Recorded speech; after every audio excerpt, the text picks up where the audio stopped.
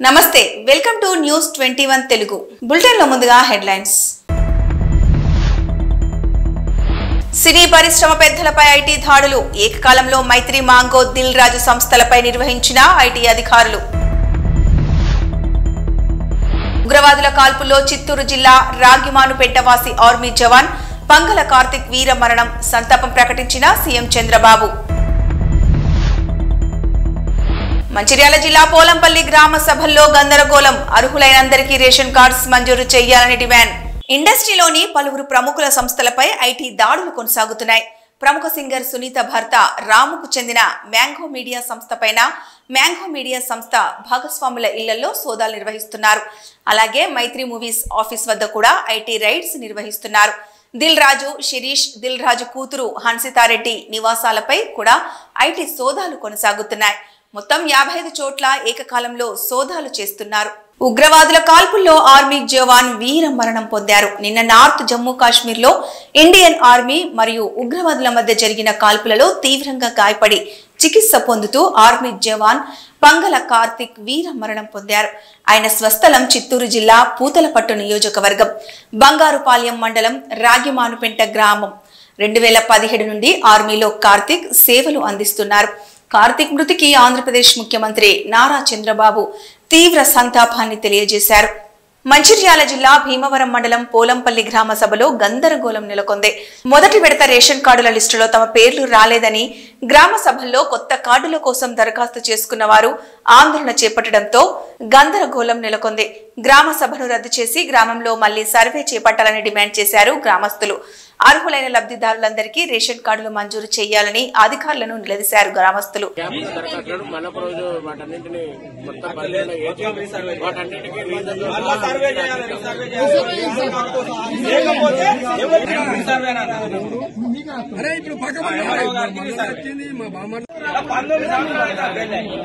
చెప్పు ఏం సర్వే చేసి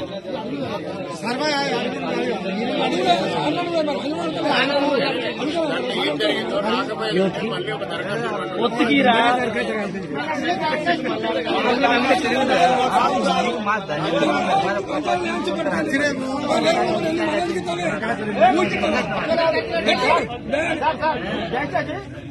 ఈ సెలెక్ట్ మొత్తం ఆపండి ఆపి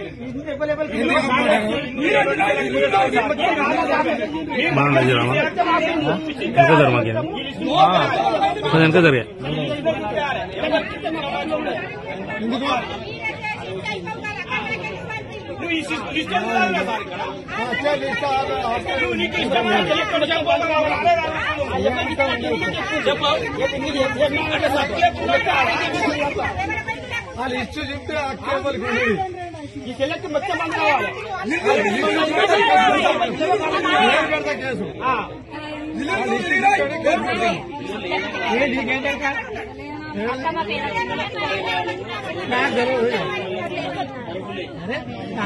మన అందరికీ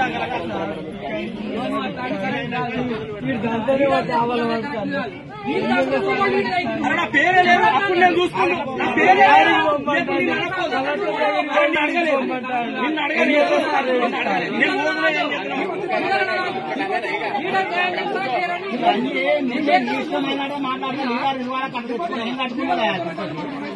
వంద చూసిన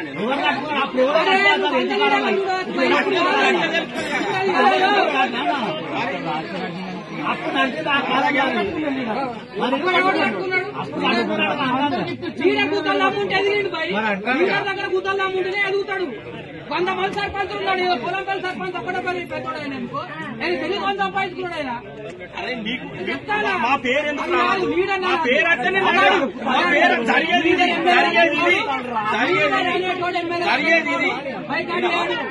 నువ్వు అన్న సార్ వాళ్ళ ఇంటికాడు ఉన్నా నేను ఉండు నిన్ను అర్థాను నేను. కానీ మా పేరెందుకు రావాలి? జరిగేది అది ఇది జరుగుతుంది.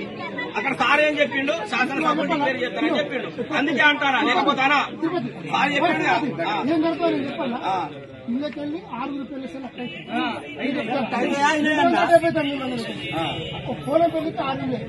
అది కూడా కూర్చుందానికే 100% చెప్పారు. పేరే లేదు నాకు కావాలని నేను ఎందుకు పోలంపల్లి సెలెక్ట్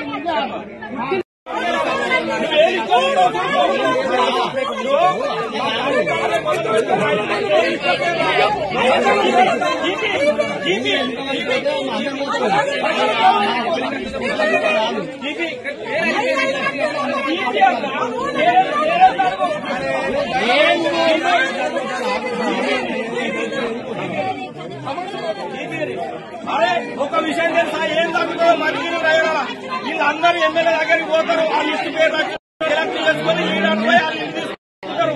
మన పేరు రాలే, మన కన్యాయం 100% ఇదే తీసుకున్నాడు. ఎవరు నేను తీసుకోవాలి అడగలే, ఇప్పుడు అడిగేది ఇప్పుడు అడిగేది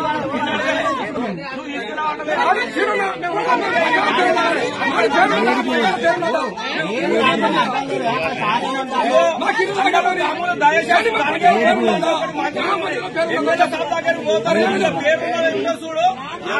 చూడు సెలెక్ట్ చేసుకుంటారు అందరికీ.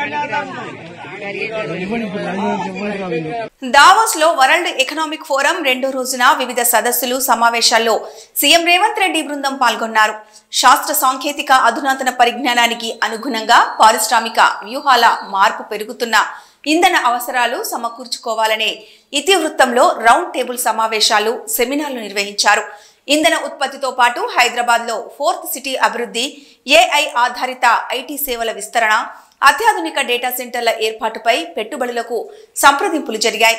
ఈ నేపథ్యంలో దావోస్ లో 2 రోజులు పలు కంపెనీల సీఈఓలతో సీఎం రేవంత్, మంత్రి శ్రీధర్ బాబు సమావేశమయ్యారు.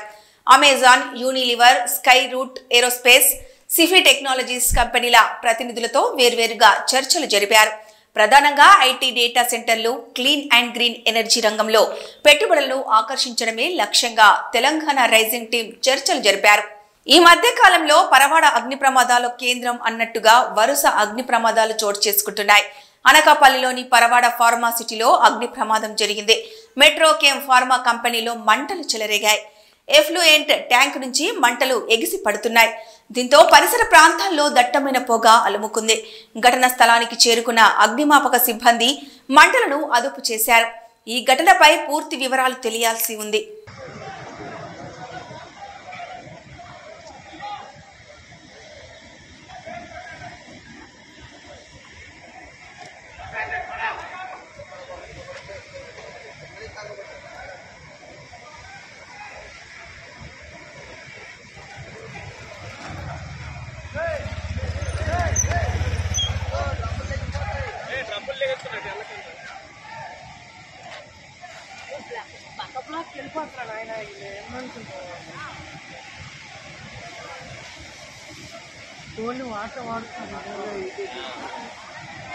వాడాలి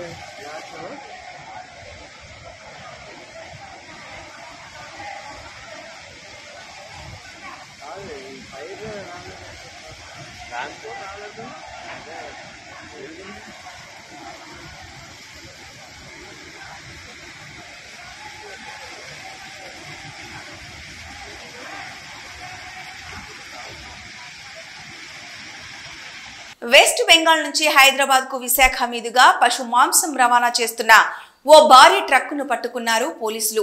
వేంపాడు టోల్ ప్లాజా వద్ద పోలీసులు తనిఖీలలో 23,000 కేజీల మాంసంను గుర్తించిన పోలీసులు డ్రైవర్ను, ట్రక్కును అదుపులోకి తీసుకున్నారు.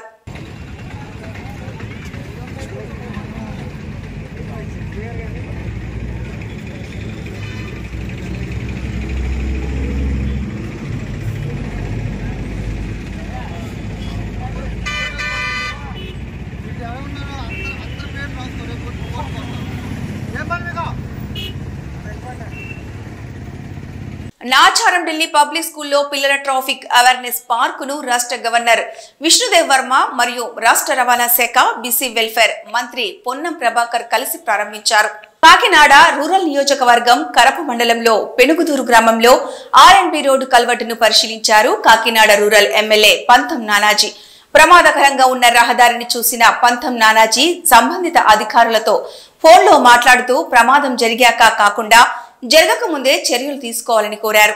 గ్రీన్ ఇండస్ట్రియలైజేషన్ పై దావోస్ లో సిఐఐ నిర్వహించిన సదస్సులో పాల్గొన్న ముఖ్యమంత్రి నారా చంద్రబాబు నాయుడు ఆంధ్రప్రదేశ్లో వ్యాపారాలను జరుపుకోవడానికి కావలసిన అన్ని రకాల మౌలిక వసతులను కల్పిస్తామని, వాటికి కావలసిన అనుమతులను తక్కువ సమయంలోనే అందజేస్తామని పారిశ్రామికవేత్తలకు ఆహ్వానం పలికారు ముఖ్యమంత్రి నారా చంద్రబాబు.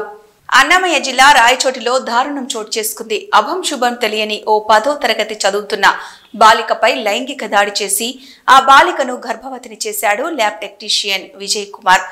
7 నెలల గర్భంతో ఉన్న బాలికకు ఓ ప్రైవేటు ఆసుపత్రిలోని ఓ నర్సు సహాయంతో అబార్షన్ చేయించాడు విజయ్ కుమార్. బాలిక కుటుంబ సభ్యుల ఫిర్యాదు మేరకు పోక్సో కేసు నమోదు చేసి విజయ్ కుమార్ ని అదుపులోకి తీసుకుని విచారణ చేపట్టారు పోలీసులు. బ్యాంకు లాకర్లు ఓపెన్ చేయడానికి దిల్ రాజు సతీమణి తేజస్విని ఐటీ వాళ్లు బ్యాంకుకు తీసుకెళ్లారు. ఐటీ సోదాలు జనరల్ గా జరిగే సోదాలు మాత్రమేనని, ఐటీ శాఖ అధికారులు బ్యాంక్ డీటెయిల్స్ ను కావాలని అడిగారు. బ్యాంక్ లాకర్స్ ఓపెన్ చేసి చూపించామని తెలిపారు దిల్ రాజు భార్య తేజస్విని. ఐటీ రైట్స్ జరుగుతున్నాయి మేడం. జనరల్ గా వచ్చారు అంతే. ఇంకేం చేయలేదు. జాతీయ రహదారుల భద్రతలో భాగంగా రాజన్న సిరిసిల్ల జిల్లా కేంద్రంలో ఆటో డ్రైవర్లకు అవగాహన కార్యక్రమం నిర్వహించారు సిఐ కృష్ణ. అనంతరం మాట్లాడుతూ నేరాల నియంత్రణలో భాగంగా ఆటోలకు క్యూఆర్ కోడ్లను 470 ఆటోలకు పెట్టామని తెలిపారు. ఇంకా కొన్ని క్యూఆర్ కోడ్ లేని ఆటోలకు త్వరలో పెట్టుకునేలా అవగాహన కల్పిస్తామన్నారు. డ్రైవర్లు రోడ్డు భద్రత నియమ నిబంధనలు పాటిస్తూ యూనిఫామ్లు ధరించాలని సూచించారు.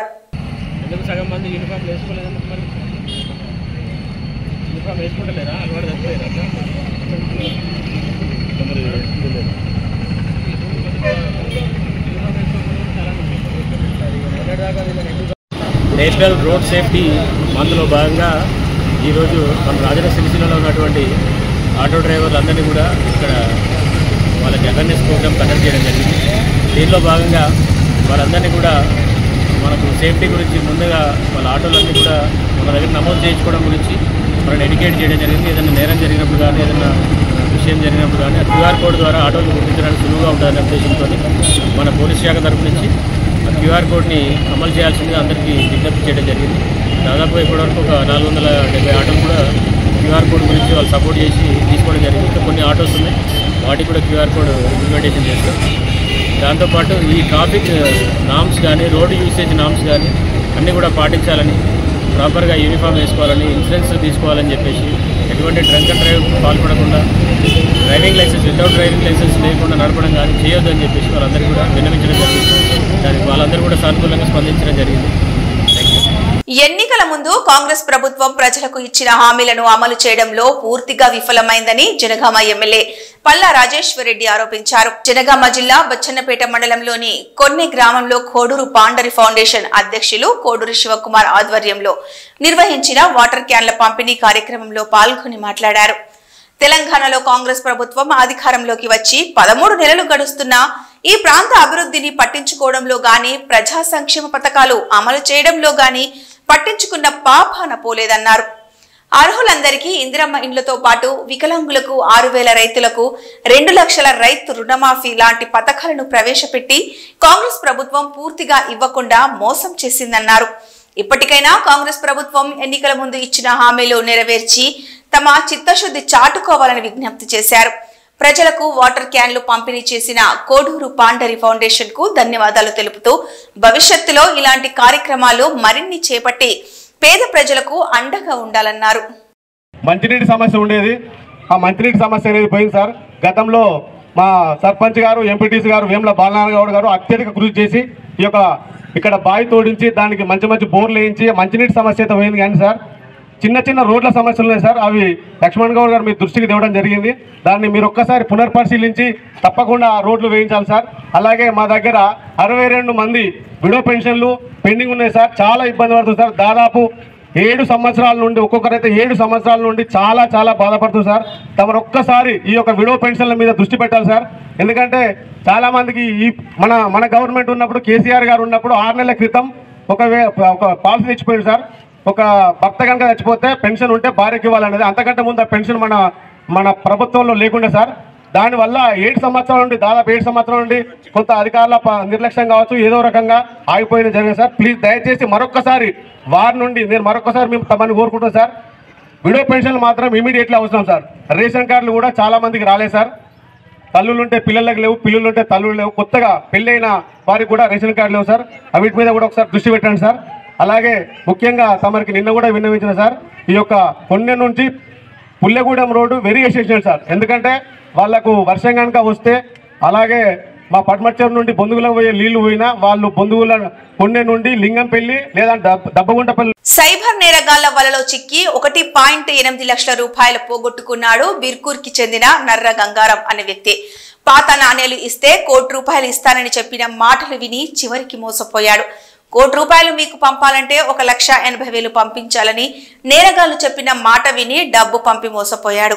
ఈ మేరకు పోలీసులకు ఫిర్యాదు చేయడంతో సైబర్ నేరం వెలుగులోకి వచ్చింది.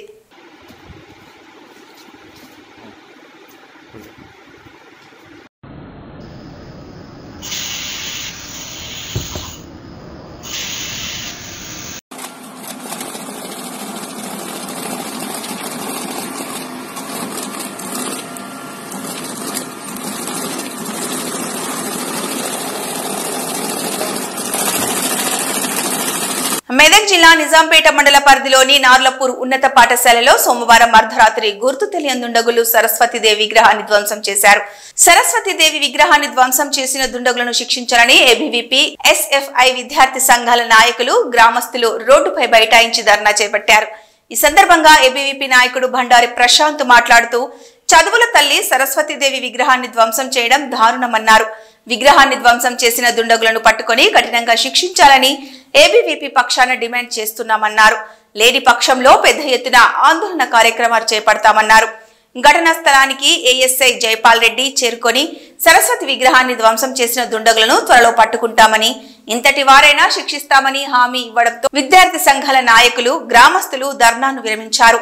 ఈ కార్యక్రమంలో మండల విద్యాధికారి యాదగిరి, పాఠశాల ప్రధానోపాధ్యాయులు శ్రీనివాస్ రెడ్డి, మాజీ గ్రామ ఉప సర్పంచ్ సంజీవ్, నీలం తిరుపతి, ఎస్ఎఫ్ఐ నాయకుడు జగన్, సుదర్శనం, ప్రవీణ్, విద్యార్థులు, గ్రామస్తులు తదితరులు పాల్గొన్నారు.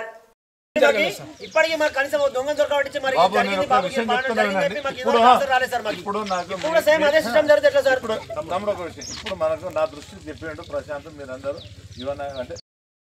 నిజాంపేట మండల కేంద్రంలోని నార్లాపూర్ ప్రభుత్వ పాఠశాలలో సరస్వతీమాత విగ్రహాన్ని ధ్వంసం చేయడం జరిగింది. ఈ ధ్వంసం చేసిన దుండగులను వెంటనే ఎవరైతే విగ్రహాన్ని ధ్వంసం చేసిరో వారిని వెంటనే శిక్షించాలి. విద్యార్థులకు సరస్వతీదేవి, విద్యార్థులందరూ సరస్వతీదేవిని యొక్క దేవతగా కొలిచి విద్యార్థులంతా విద్యను కొనసాగిస్తూ ఉన్నారు. ఆ విద్యార్థులు చదువుకునే పాఠశాలలోనే సరస్వతీదేవి విగ్రహాన్ని ధ్వంసం చేయడం సిగ్గుచేటు. వెంటనే ఈ ఉన్నతాధికారులు కావచ్చు, విద్యాశాఖకు సంబంధించిన అధికారులంతా కలిసి ఆ విగ్రహాన్ని ఎవరైతే ధ్వంసం చేసిరో వాళ్ళని పట్టుకొని వాళ్ళని శిక్షించాలని చెప్పేసి ఏబీవీపీ డిమాండ్ చేస్తూ ఉంది.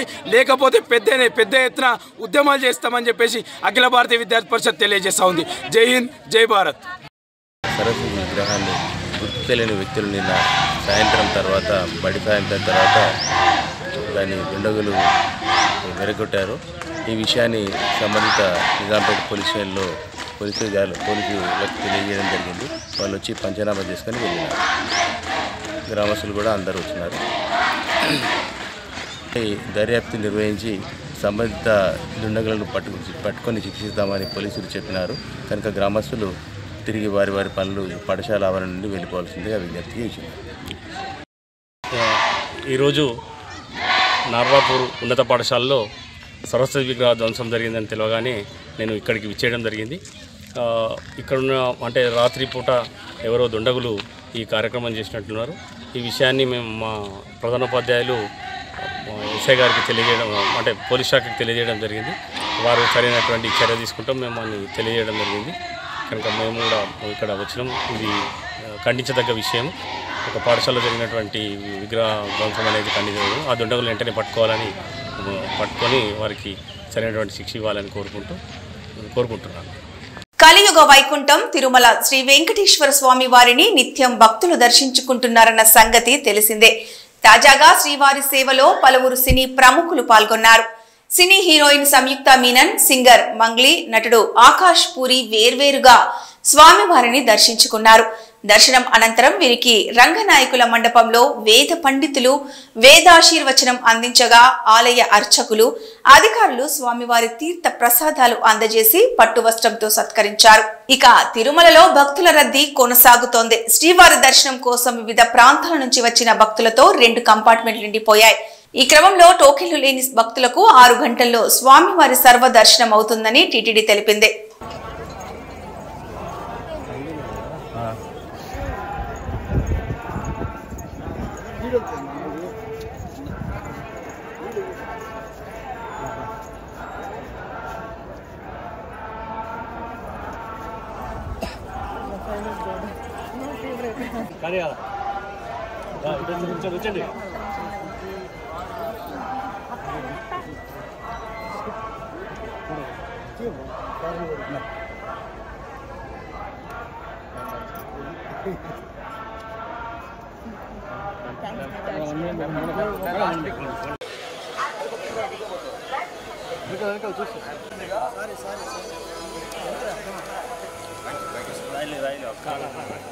సార్ వచ్చేసేయండి సార్.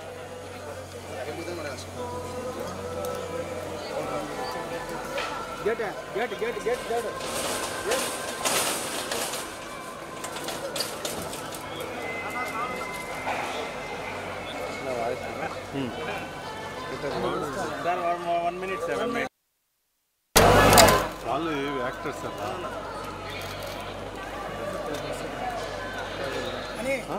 ఆయన యాక్టర్ సార్.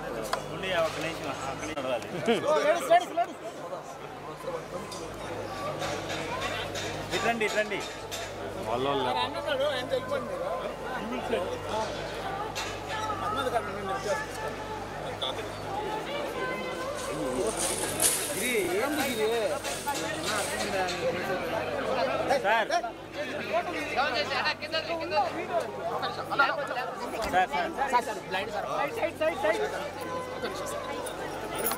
మనిషి నిలబడు.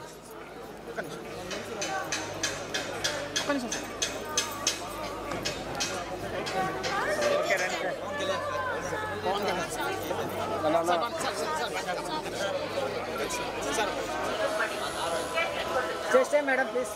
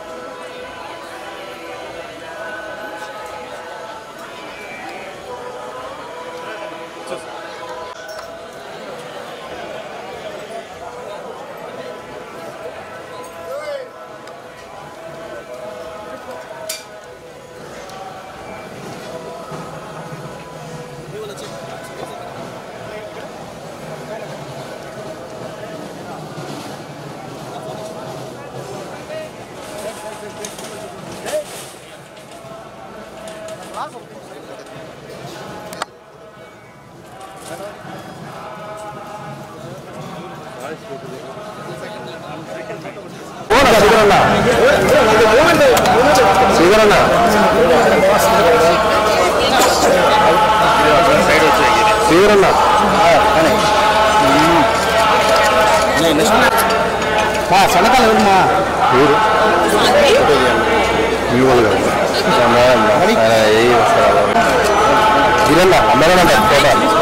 స్ట్రైట్ గా వచ్చి నిలబడుతుంది.